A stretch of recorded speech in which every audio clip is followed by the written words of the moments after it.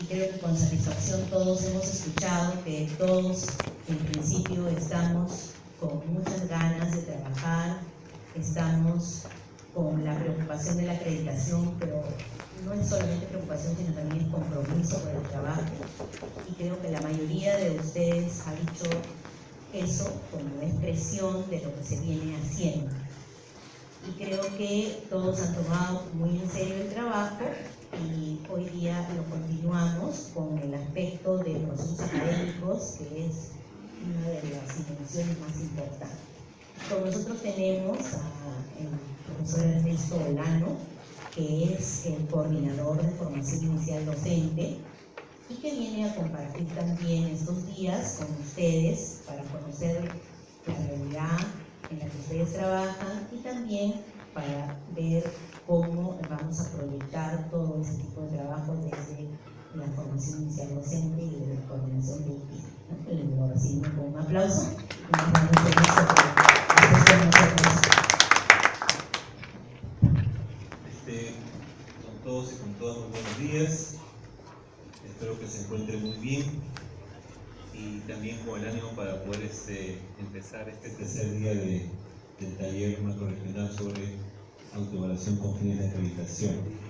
Ana María ya me presentó, yo soy Ernesto Olano y en este caso estoy como coordinador de formación inicial docente y de manera particular coordinando el trabajo del programa presupuestal 107, que como ustedes saben se refiere a la educación superior pedagógica. En este caso, en el día de hoy vamos a trabajar, como ya lo señaló Anita, los procesos académicos. Sin embargo, antes de hacer una presentación general, me gustaría poder reconocer quiénes están en esta reunión. Ya sé que están de las 4 regiones, están los especialistas, los miembros del comité de calidad. Tengo el gusto ya de conocer a varios de ustedes de otros años y de otras reuniones anteriores, pero no conozco a la totalidad de quienes están presentes. Entonces me gustaría poder brevemente, por lo menos, saber su nombre, la responsabilidad que tienen respecto al tema de acreditación y de qué institución y región están viniendo, ¿no? Mínimamente eso como para poder por lo menos comenzar a conocernos un poquito más. No sé por dónde empezaríamos, a ver por acá, ¿sí? Por favor, a ver, le paso. Muy bien, muchas gracias por la presentación que me permite tener por lo menos una idea de quiénes estamos, de qué lugares venimos. Bien, como señalamos hace un momento, hoy día vamos a revisar el modelo de acreditación de CONEACES, pero en lo que se refiere fundamentalmente al tema de los procesos académicos, ¿no? Como segunda dimensión del modelo de calidad de CONEACES. Aquí en la diapositiva ustedes encuentran el resumen de esta dimensión, ¿no? Tenemos un conjunto de factores, en este caso son 6 factores. En el 2.1 se refiere a lo que es el diseño curricular, que contiene un conjunto de 7 estándares, ¿no? El diseño curricular tiene que ver con 7 estándares. Luego lo que tiene que ver con los procesos de admisión, donde tenemos 2 estándares. Luego tenemos los procesos de enseñanza-aprendizaje, donde tenemos 7 estándares. También los procesos de titulación, con 2 estándares. Asimismo, tutoría en la institución, con 2 estándares. Y el tema de investigación, con 5 estándares. Ustedes, en el material, en la guía de autoevaluación para acreditación, tienen allí un resumen en la página 11, que comienza en la página 11 y va hasta la página 13. Aquí para cada uno de los factores se presentan los estándares para la acreditación. Entonces, en la página 11 tenemos en primer lugar la dimensión procesos académicos y el primer factor que tiene que ver con diseño curricular. Aquí en diseño curricular, ¿Qué versión tiene? ¿perdón? ¿Qué versión tiene? Estamos en la página 19. La última versión. ¿Tiene otro Bien, problema? pues, Versión 2. Página nosotros hemos dado 36. Bueno, ya, pero igual, en todo caso, buscamos el resumen de la dimensión procesos académicos. Pertenencia a la oferta académica. no Página les 36, pues, sí, Ya. pero no les han dado Página la 11 36. que es el porque detalle. esta no les han ¿Encontraron? dado. Para hacer una primera presentación. En esta.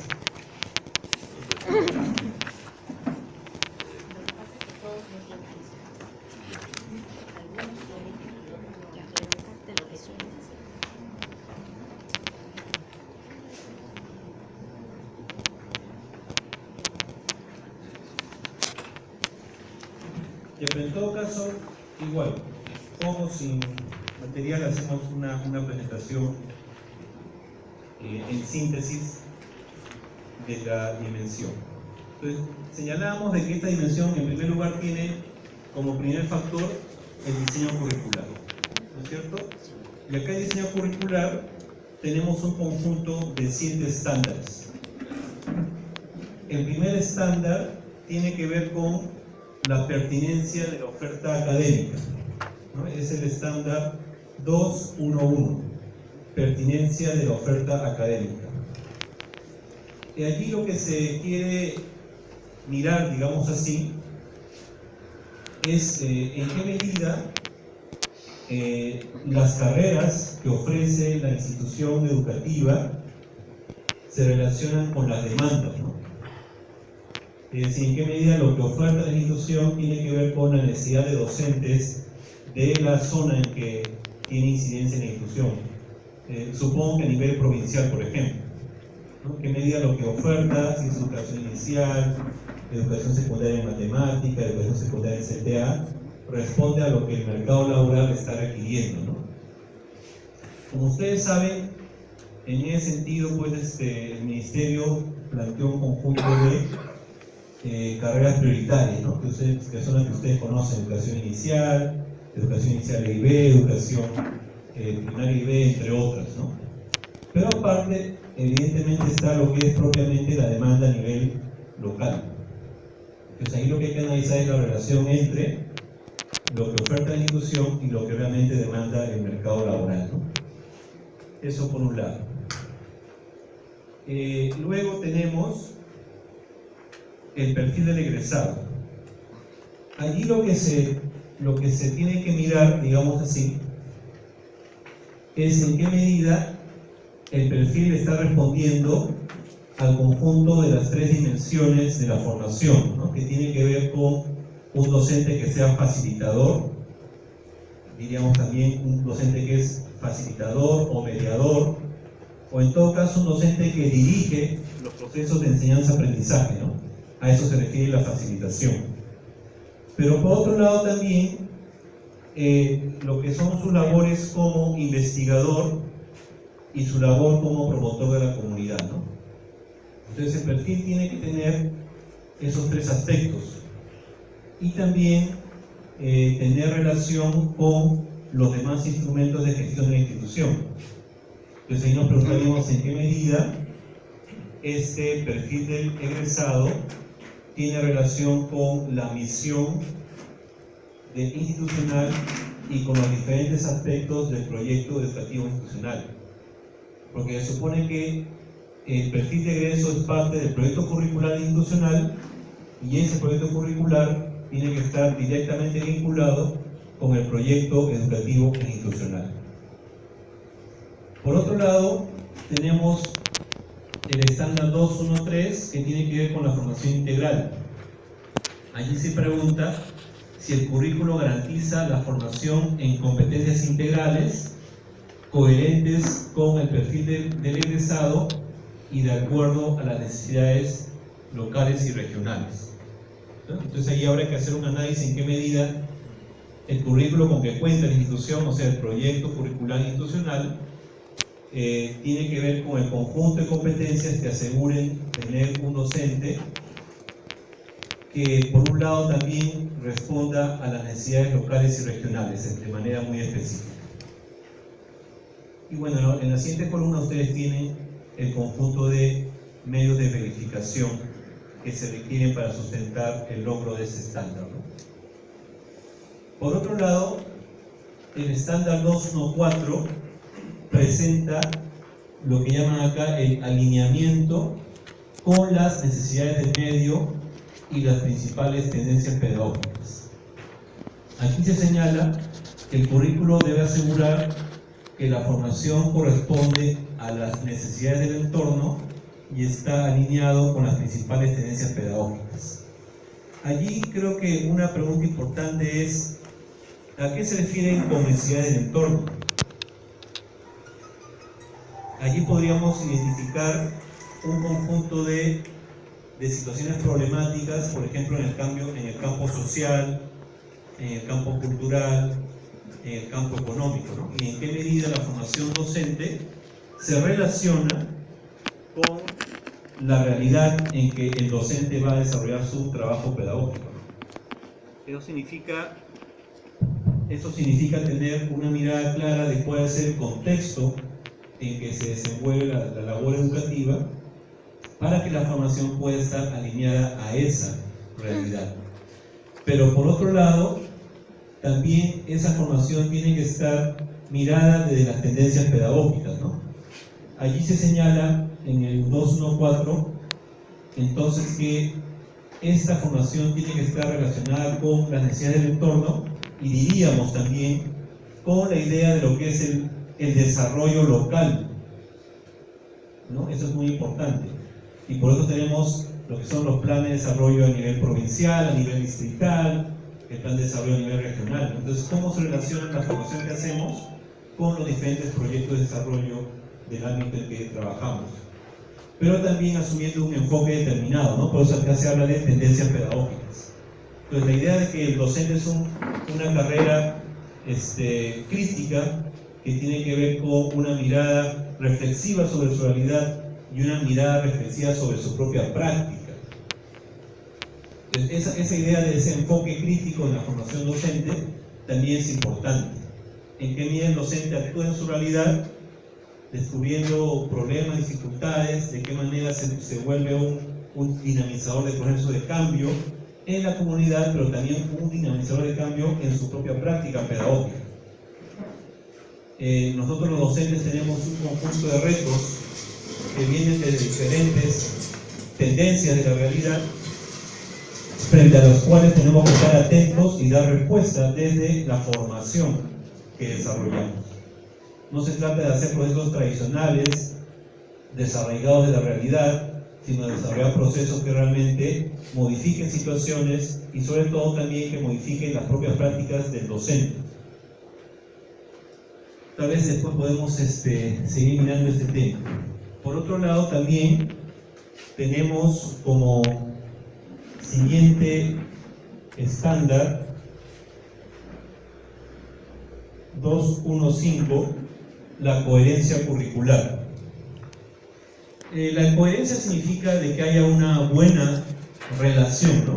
Como una perfecta relación entre los diferentes elementos del currículo. En este caso,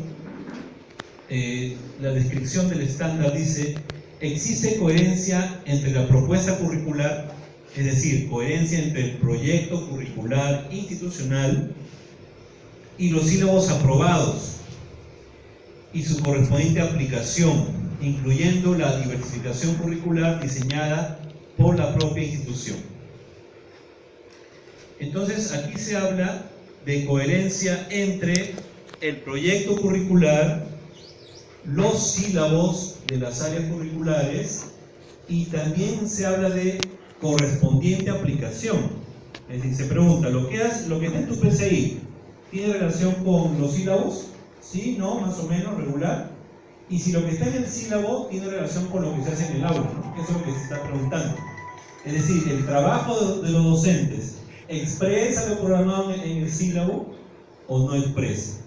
Y lo que está en el sílabo tiene relación con el proyecto curricular o no tiene relación. ¿En qué medida tiene relación o no tiene relación? Entonces, ese es el juego que hay que hacer en este caso, ¿no es cierto? PCI, sílabos y práctica docente en el aula, o práctica docente en general. Eso es lo que se está pidiendo. Y tomando en cuenta lo que es un proceso de diversificación curricular diseñado por la propia institución. Todo eso se pide, nada más que eso, ¿no? Es un paquete grande de cosas que se tiene que mirar.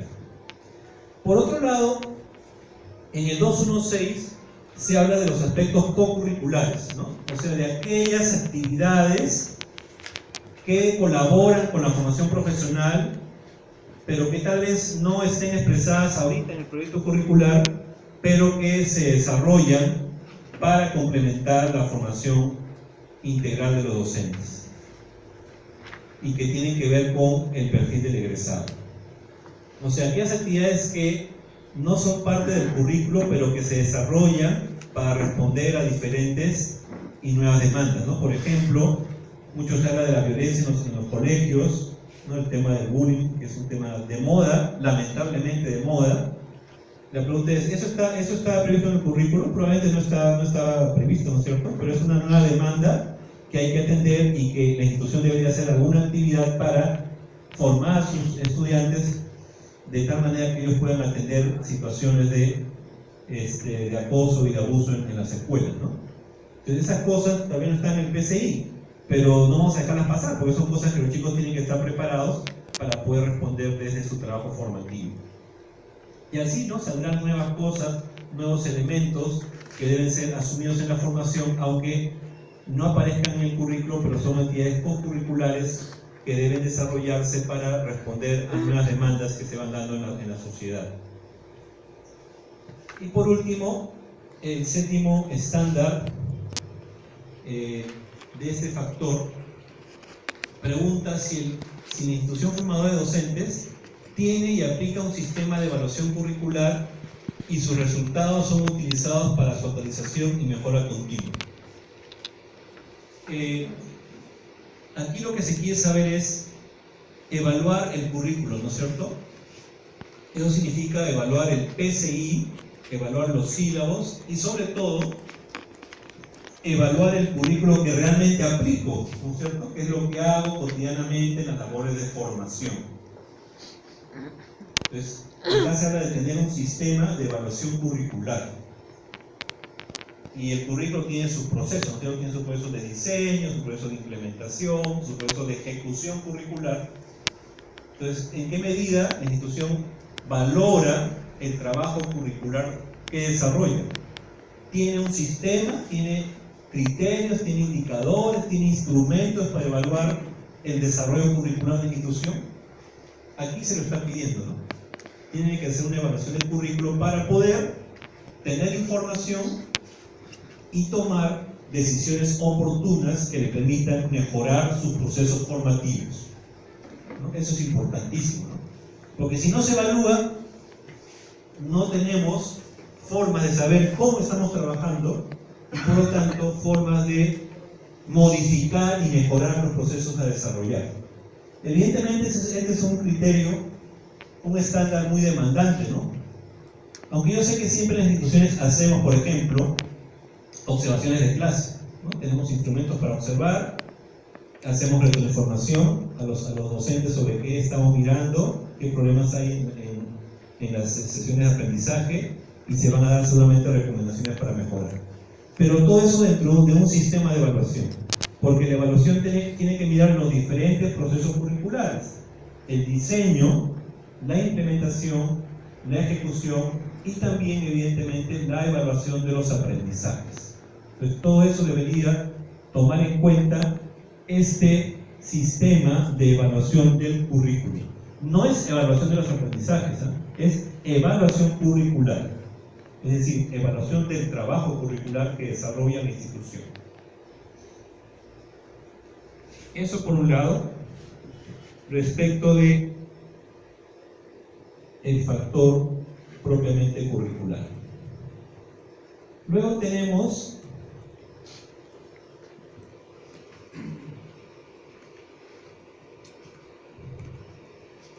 aquí arriba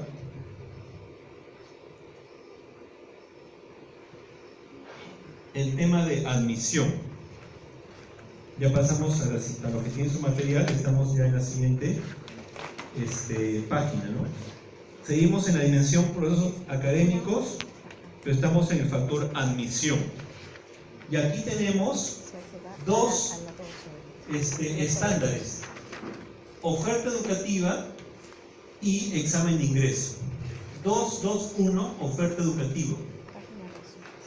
Pregunta si el instituto difunde información sobre las características de su oferta educativa. Normalmente todos los institutos, cuando llaman a admisión, comienzan a través de diferentes medios a dar a conocer a la comunidad las carreras que desarrollan y todas las características de su trabajo, ¿no es cierto? Hacen spots radiales, spots por televisión, folletería, visitan escuelas a los chicos de cuarto, quinto y secundaria para que vayan orientándose a la postulación hacia el instituto, etcétera, etcétera. Entonces a eso se refiere, ¿no? Está preguntando si el instituto difunde información sobre las características de su oferta educativa, ¿no? O sea, si la comunidad conoce lo que ofrece el instituto. Yo he tenido oportunidad de visitar algunos institutos en Ica y me decían, por ejemplo, los encargados de admisión: es curioso, pero hay personas de esta comunidad que no saben que institutos existen. Me lo decían en el Instituto Juan 23 de Ica, ¿no? Había personas que no sabían que había un instituto pedagógico en la ciudad, por ejemplo, ¿no? Entonces es curioso, pero puede ocurrir de que, por un lado, no se conozca la existencia de la institución, o por otro lado, que no se conozca bien la oferta, o no se conozca que es gratuito. O sea, hay diferentes elementos que parece curioso, pero ocurren, ¿no es cierto?, de sectores de la comunidad que desconocen de la existencia de una oferta educativa en su localidad. Entonces, hacer un trabajo de difusión de las carreras que ofrece el instituto no es una tarea innecesaria, sino importante a desarrollar, y más durante el proceso de admisión. Y por otro lado, el examen de ingreso se pregunta si el instituto admite ingresantes con nota probatoria cumpliendo con la normatividad vigente. En este caso, lo que se pregunta es si el instituto realmente cumple con la normatividad para la admisión de estudiantes, ¿no? Es decir, si evalúa adecuadamente los conocimientos que trae el estudiante de la educación básica, si evalúa adecuadamente la aptitud hacia la carrera, es decir, la aptitud para ser docente, o sea, si tiene las capacidades para ser docente, y por otro lado, si evalúa la vocación del estudiante, del postulante, hacia la carrera de profesor, ¿no? Porque son las tres dimensiones que evaluamos en los procesos de admisión, ¿no es cierto? Eso es muy importante. Y bueno, también tener en cuenta de que la admisión se logra aprobando las diferentes evaluaciones que se desarrollan y que plantea la normatividad. Entonces, eso es muy importante. Por otro lado, ahí termina el segundo factor de admisión y entramos al tercero, que tiene que ver con propiamente los procesos de enseñanza-aprendizaje.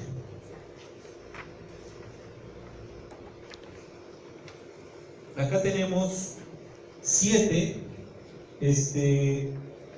estándares, ¿no? El primero, que es cumplimiento de programas, que tiene que ver con si lo programado en los sílabos realmente se logra desarrollar plenamente, ¿no? Ocurre, a todos nos ha ocurrido que en nuestra formación, en muchos casos hay sílabos que no se logran desarrollar, ¿no? Se desarrollan 50%, 60%, 70%, pero por diferentes situaciones no se desarrollan todos los contenidos previstos en los sílabos. Entonces ahí habría que garantizar de que realmente lo programado se ejecuta, ¿no? No dejamos temas sin trabajar. En otras palabras, no dejamos de hacer procesos formativos que permitan realmente a los estudiantes desarrollar sus capacidades, ¿no?, y sus competencias para ser docentes. Entonces, ese es el cumplimiento de las horas de clase. En segundo lugar, el tema de la consistencia metodológica. Se pregunta acá si existe correspondencia entre los contenidos de los cursos y los métodos de enseñanza. Diríamos, creo yo, mejor, existe correspondencia entre las capacidades y competencias a desarrollar y la propuesta metodológica. Tal vez acá haya que corregir el modelo de Coñace, ¿no? Porque en realidad nosotros trabajamos no para desarrollar contenidos, sino para desarrollar capacidades y competencias en los estudiantes. Pero bueno, en todo caso, mirando eso, diríamos, las metodologías que desarrollamos en las sesiones de aprendizaje y en todas las actividades formativas realmente se relacionan con una mirada, con un enfoque por capacidades, por competencias, o estamos centrándonos aún en la transmisión de contenido. Esa es una pregunta mayor, ¿no es cierto? Porque una profesión cumple determinadas funciones y dentro de esas funciones hay que tener un conjunto de competencias logradas para poder desarrollar esas funciones. La función de facilitador, la función de investigador, la función de promotor de la comunidad. Entonces, esas funciones las vamos a poder lograr si los chicos tienen, si los estudiantes logran desarrollar un conjunto de competencias durante su formación. Y para desarrollar esas competencias tenemos que desarrollar procesos donde la metodología sea la adecuada para desarrollar esas capacidades y esas competencias. No hay otra forma. Yo me preguntaría, ¿conocemos cuáles son las metodologías para desarrollar capacidades, para desarrollar competencias? ¿Las aplicamos o no las aplicamos? Por otro lado, a eso le hemos llamado la consistencia metodológica. Por otro lado, también en el 233 se pregunta si la institución promueve procesos de autoaprendizaje en sus estudiantes. Es decir, si la institución desarrolla procesos para la autoformación, para el autoaprendizaje en sus estudiantes. O sea, para que puedan ellos permanentemente seguir estudiando y desarrollándose, ¿no? Para que tengan una actitud de estudio permanente. ¿En qué medida nosotros desarrollamos actividades para que ellos se vuelvan personas que permanentemente están formándose de manera independiente, de manera autónoma? Por otro lado, en el 234, evaluación de aprendizajes, se pregunta si el instituto tiene y aplica un sistema de evaluación adecuado a lo que propone el currículo. Evidentemente eso está normado, pero digamos, el instituto logra desarrollar un sistema que permita evaluar adecuadamente las capacidades y competencias que se están esperando en los estudiantes, ¿o no? ¿En qué medida sí, en qué medida no? Y en el 235, rendimiento académico, se señala si el instituto toma medidas para mejorar el rendimiento académico de los estudiantes. Porque cuando uno evalúa el rendimiento académico, seguramente descubre algunos problemas que se están dando en los estudiantes, producto tal vez de su formación anterior, en básica, o producto de que nosotros no estamos haciendo también las cosas como se deberían de hacer. En ese sentido, mirar el rendimiento académico también implica tomar algunas medidas para que este rendimiento pueda mejorarse. Finalmente, en este factor de enseñanza-aprendizaje hay dos estándares más. El que tiene que ver con prácticas preprofesionales.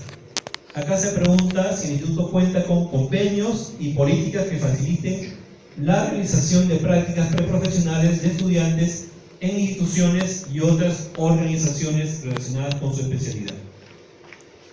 Acá yo diría de que es sumamente importante de que realmente los estudiantes puedan hacer prácticas donde realmente puedan aprender de los docentes que desarrollan las sesiones de aprendizaje. Y esos estudiantes tienen que estar acompañados por esos docentes de aula. Porque suele ocurrir que los estudiantes son dejados en las aulas y nadie les hace seguimiento. No tienen que buenos modelos copiar, sencillamente están en el aula y hacen lo que pueden. Pero se supone que el proceso de práctica significa tener un proceso de formación y de aprendizaje para el estudiante de educación superior pedagógica. Por eso tiene que haber buenos lugares de práctica, uno no puede practicar en cualquier lugar, sino tiene que ser un lugar donde el estudiante realmente aprenda cómo se gestiona una escuela, cómo se desarrollan buenos procesos de aprendizaje. Y ahí la responsabilidad nuestra es seleccionar buenos lugares de práctica, no cualquier lugar. Eso es muy importante. Y por otro lado, el 237 señala también la necesidad de incorporar las nuevas tecnologías en el proceso de enseñanza-aprendizaje. Es decir, cómo nosotros desarrollamos procesos donde las nuevas tecnologías nos ayuden a desarrollar aquellas capacidades, aquellas competencias que el currículo nos pide, ¿no? Muy bien, eso es lo referido a los procesos de enseñanza-aprendizaje. A continuación, tenemos lo que tiene que ver con titulación. Maestro, antes de que pase, ¿podría? Sí, claro, por supuesto.